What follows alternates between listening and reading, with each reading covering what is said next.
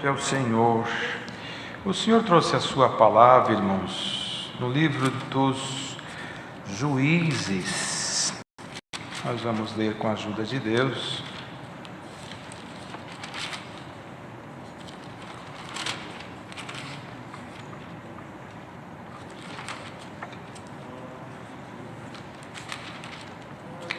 Juízes, capítulo meia dúzia.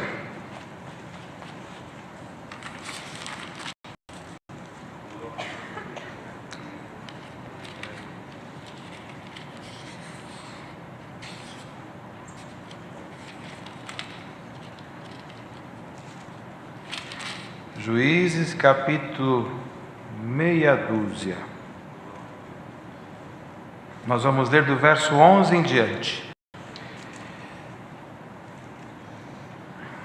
Então o anjo do Senhor veio e assentou-se debaixo do carvalho que está em Ofra, que pertencia a Joás, a Abias-rita.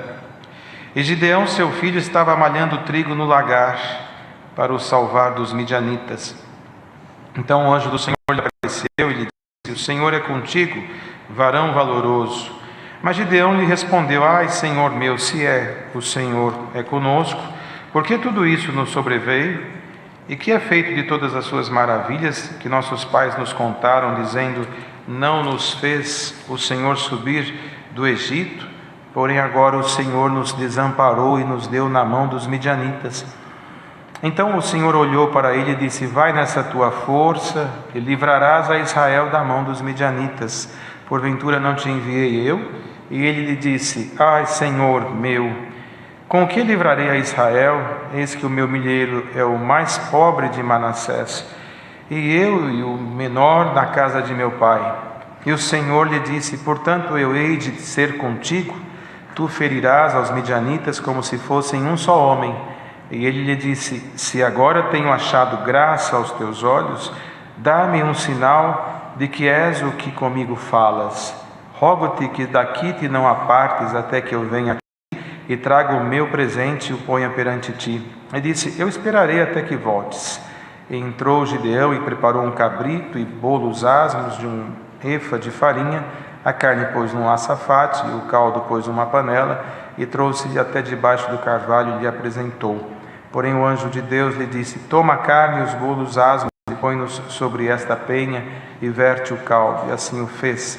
E o anjo do Senhor estendeu a ponta do cajado que estava na sua mão e tocou a carne e os bolos asmos. Então subiu fogo da penha e consumiu a carne e os bolos asmos, e o anjo do Senhor desapareceu de seus olhos. Então viu Gideão que era o anjo do Senhor. E disse Gideão: Ah, Senhor Jeová, que eu vi o anjo do Senhor face a face. Porém o Senhor lhe disse: Paz seja contigo, não temas, não morrerás. Então Gideão edificou ali um altar ao Senhor e lhe chamou: O Senhor é paz. E ainda até o dia de hoje está em Ofra dos Abias-ritas. E aconteceu naquela mesma noite que o Senhor lhe disse: Toma o boi de teu pai, a saber, o segundo boi de 7 anos, e derruba o altar de Baal, que é de teu pai, e corta o bosque que está ao pé dele. E edifica ao Senhor teu Deus um altar no cume deste lugar forte, num lugar conveniente, e toma o segundo boi e oferecerás em holocausto com a lenha que cortaste do bosque. Então Gideão tomou 10 homens dentre os seus servos e fez como o Senhor lhe dissera. E sucedeu que, temendo ele a casa de seu pai e os homens daquela cidade, não o fez de dia, mas fê-lo de noite. Levantando-se, pois, os homens daquela cidade de madrugada, eis que estava o altar de Baal derrubado e o bosque que estava ao pé dele cortada. E o segundo boi foi oferecido no altar de novo edificado, e uns aos outros disseram: Quem fez esta coisa? E esquadrinhando e inquirindo, disseram: Gideão, o filho de Joás, fez esta coisa. Então os homens daquela cidade disseram a Joás: Tira para fora teu filho para que morra, pois derrubou o altar de Baal e cortou o bosque que estava ao pé dele. Porém Joás disse a todos os que se puseram contra ele: Contendereis vós por Baal? Livrá-los-eis vós?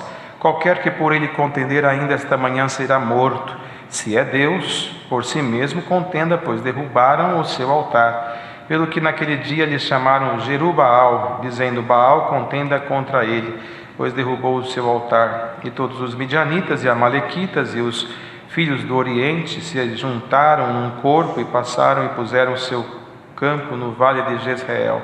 Então o Espírito do Senhor revestiu a Gideão, o qual tocou a buzina, e os asbieritas se ajuntaram após dele, e enviou mensageiros por toda a tribo de Manassés, que também se convocou após dele. Também enviou mensageiros a Ézer, a Zebulon e a Naphtali, e saíram-lhe ao encontro. E disse Gideão a Deus: se hás de livrar a Israel por minha mão, como tens dito, eis que eu porei um velo de lã na eira, se o orvalho estiver somente no velo, e secura sobre toda a terra, então conhecerei que hás de livrar a Israel por minha mão, como tens dito. E assim sucedeu, porque o outro dia se levantou de madrugada e apertou o velo, e o orvalho do velo espremeu uma taça cheia de água. E disse Gideão a Deus: não se acenda contra mim a tua ira, se ainda falar só esta vez.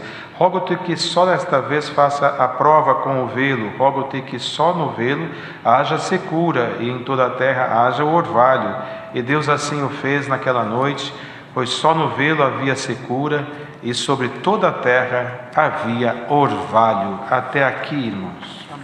Amém. Glória ao Senhor. Irmãos, é claro que todos nós conhecemos muito bem o que Deus fez com Gideão, mas é importante lembrar, irmãos, que a origem de tudo isto, na verdade, Israel, o povo de Deus, ele teve um período sob a orientação de Moisés, o servo de Deus, que depois sucedeu a ele Josué, mas entre Moisés e o reinado que veio como o primeiro rei Saul, passou-se um pouco mais de 300 anos. Esse período da história de Israel, o Senhor permitiu que tivesse em Israel juízes. E a palavra, as Sagradas Escrituras, nos relatam 12 ciclos, que são 12 juízes que estiveram diante do povo de Israel. Eles eram homens, teve Débora, que esteve na direção desse trabalho também, como mulher, usados por Deus com uma coragem ímpar, com uma capacidade revestido do Espírito de Deus, de defender o povo dos seus despojadores. 12 juízes, o primeiro foi Otiniel, que quando um rei da Mesopotâmia, irmãos, chamado Cusã-Risataim, este rei, ele, por permissão de Deus, Israel começou a seguir os Balaíns e os Asterotes, que eram deuses do povo do Ocidente, dos amorreus. Os Balaíns, que são como Baal, é o plural de Baal, são deuses que eles seguiam. Israel cedeu àqueles deuses, e os homens de Israel se juntou com as mulheres daquele povo estrangeiro, o que desagradou sobretudo a Deus. E Deus permitiu que Israel passasse por uma guerra muito grande com este rei da Mesopotâmia, e por 8 anos esteve sob o jugo.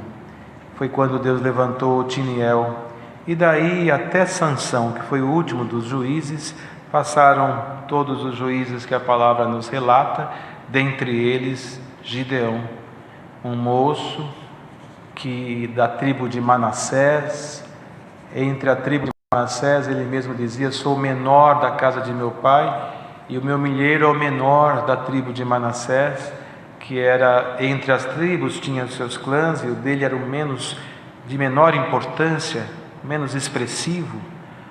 E quando os midianitas, quando Israel novamente veio a transgredir, a desagradar o Senhor, Deus permitiu que os midianitas, um povo nômade que vivia na Palestina, eles viessem a saquear os israelitas, as suas reservas, a sua lavoura, fazendo com que Israel fosse habitar, irmãos, de uma forma temerária na terra, por permissão de Deus.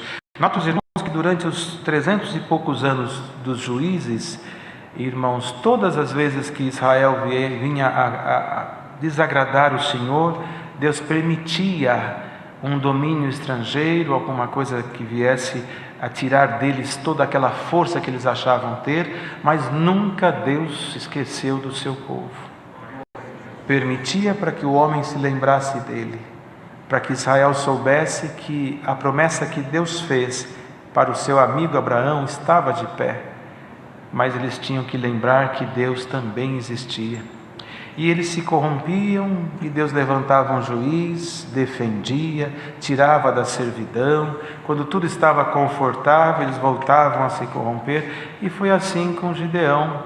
O seu pai, irmão, estava ali na própria região, construíram uma estátua ao deus Baal, a um dos deuses dos Balaíns, e desagradou muito o Senhor. E Deus permitiu que os midianitas viessem a roubar as riquezas de Israel, e o povo empobreceu demais, perdeu suas riquezas, perdeu suas reservas, tanto que Gideão, temente a Deus, um dos únicos últimos que estavam ainda no temor, pegou o pouco de trigo que sobrou com ele e foi numa prensa de vinho, que é o lagar onde se fazia o vinho, e foi ali escondido tentar salvar o pouco do trigo que sobrou.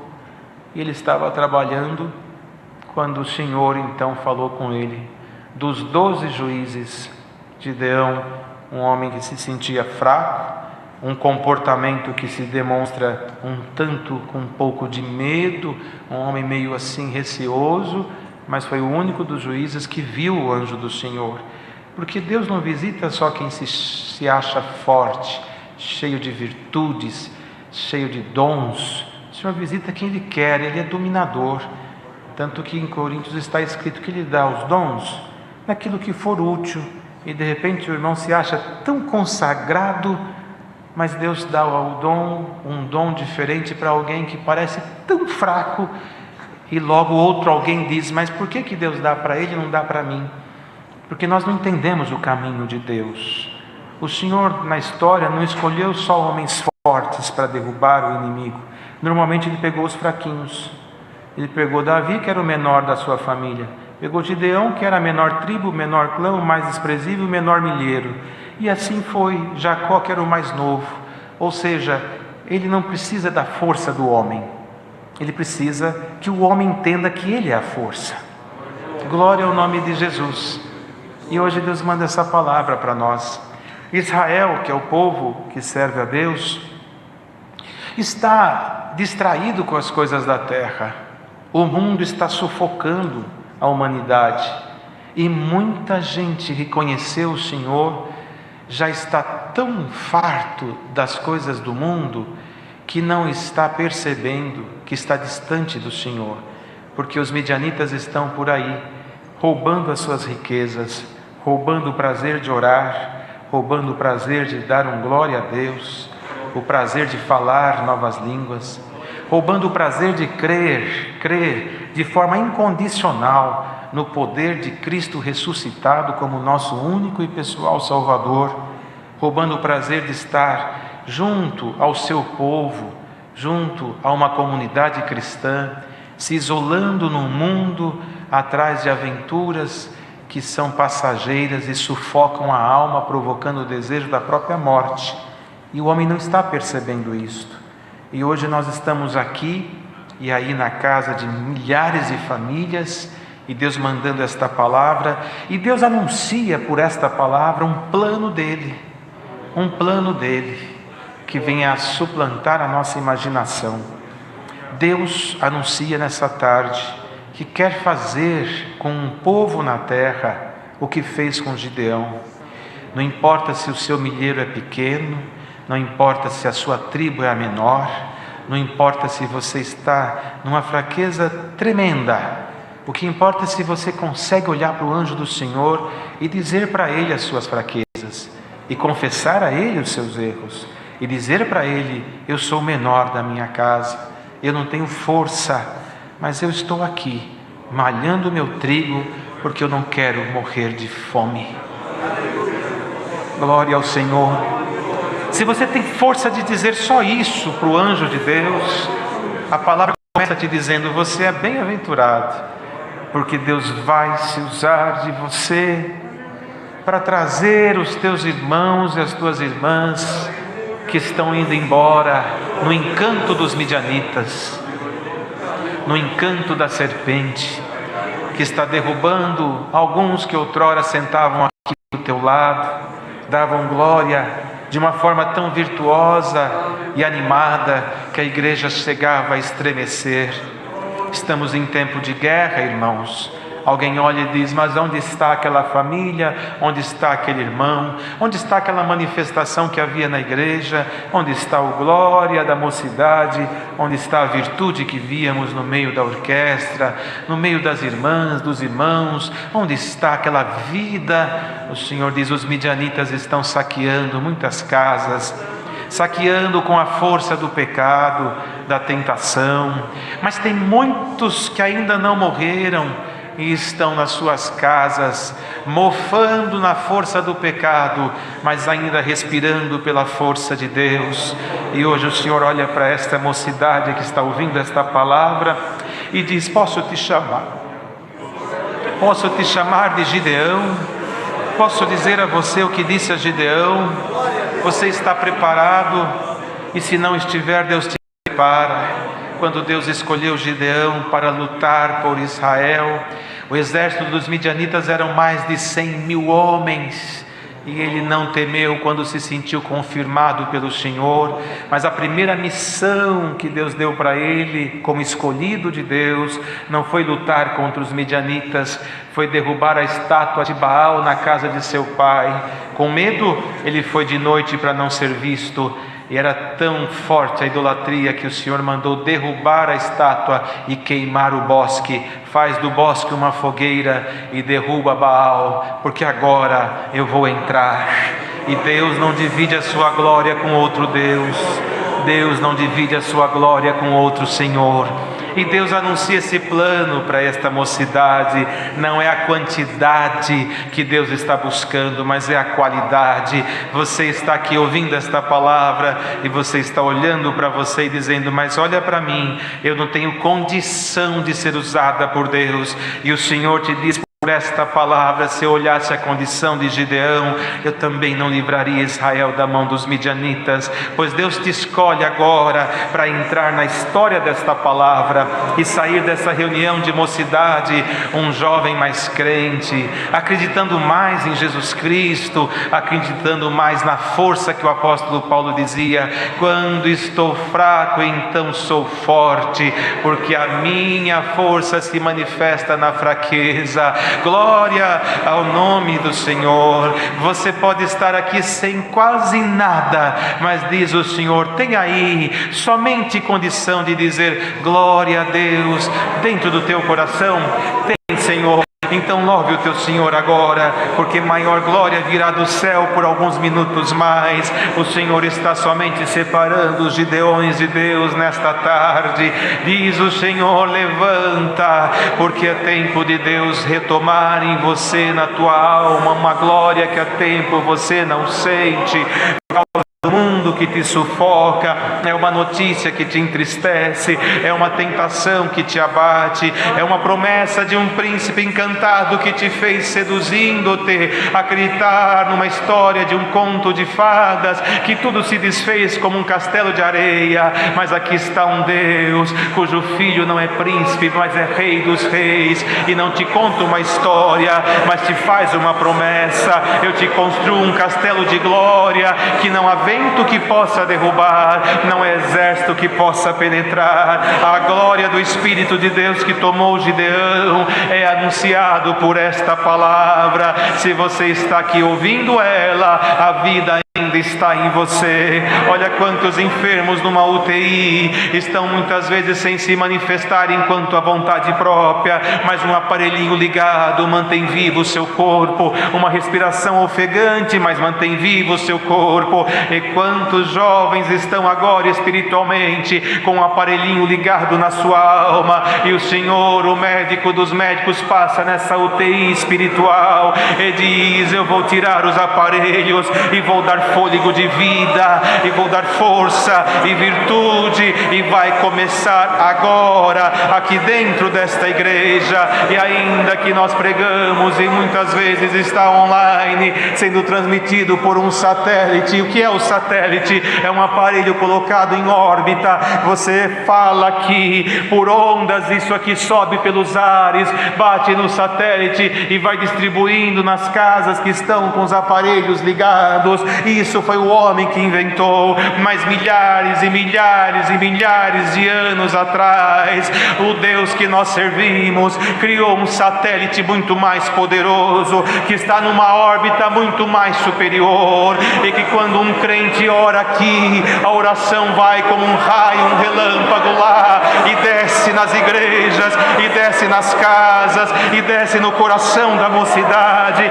Então, como disse o profeta diante dos seus opressores: Senhor, fiz tudo conforme a tua palavra, agora manda fogo do céu e consome este holocausto. A mesma coisa o Senhor autoriza a pregar aqui agora, conforme a tua palavra, tudo foi anunciado. Agora manda fogo do céu e visita esses altares que estão aqui, que estão aí, no nome de Jesus Cristo Nazareno. O Senhor dá esta ordem: Gideão, chegou a tua hora, chegou o teu momento. Desafia Deus a terra, desafia a Deus o século presente, e desafia a Deus as hostes espirituais da maldade que estão atormentando a mocidade com espíritos de traição, de mentira, de suicídio, de autoflagelo, de autodestruição da natureza humana e da moral cristã.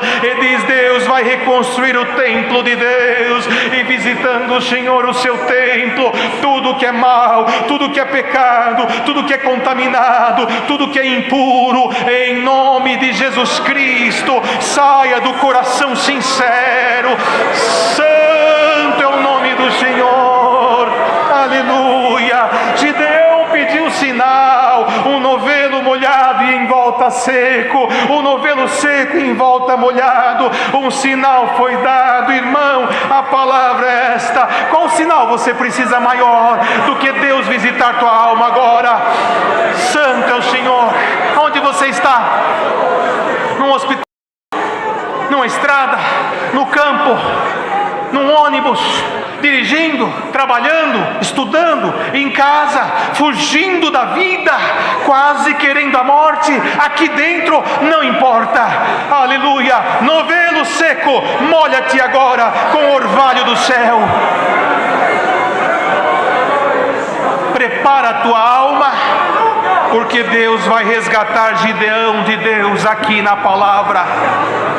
Os midianitas que se preparem, porque quando Deus mandou Gideão, ele foi, e antes que ele chegasse, o Senhor foi na frente e espaventou aquele povo, e suas riquezas, os seus poderes ficou para trás. O que é do mundo é do mundo, o que é nosso é nosso, o que é de Deus é de Deus, e o que não é, não é, o que é puro, o que não é, não é. Diz o Senhor por esta palavra: os midianitas fugirão do seu caminho, e aqui está a riqueza do céu. Irmão, irmã, Deus, oração ao seu servo, e logo já vamos levantar. Não podemos ficar aqui muito tempo, mas a mocidade tem comunhão para nessa oração, por mais curta que seja, buscar de Deus os seus dons e esperar de Deus a dispensação dos tesouros. Santo, santo e santo é o nome do Senhor. Vai, ó espiões de Gideão, vai por este mundo afora.